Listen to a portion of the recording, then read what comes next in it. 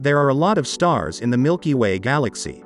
Scientists estimate that there are between 100 billion and 400 billion stars. Yes, that's with a B. It is enormous. A person in a vehicle that could travel at the speed of light would take 100,000 years to travel from one end to the other.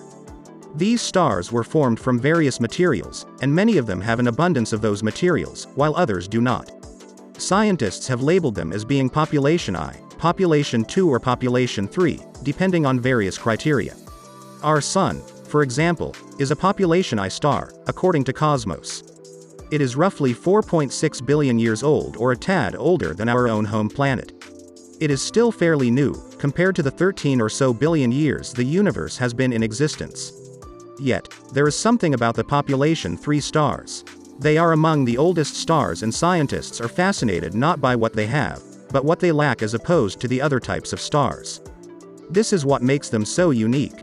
Originally, stars were classified as being either population I, which have a good amount of metal in them, and population 2, which are less metal-rich. Astronomer Walter Baade was the one who came up with this way of cataloging them in the 1940s. There was something missing, though, and they had to come up with a third type, population 3.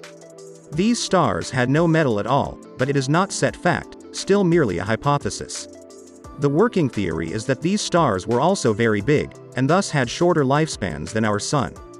They were made up of hydrogen and helium, which are known primordial gases, and also may have had smaller of amounts of beryllium and lithium. Cosmos also explained that the main issue with changing population 3 stars from being purely theoretical to being factual is that there has been no known sighting of them.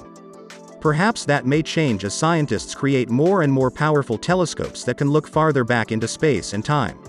However, space is so vast that it is very difficult to pinpoint any certain area to look. So, for now, all we can do is look to the skies and imagine what a star without metals may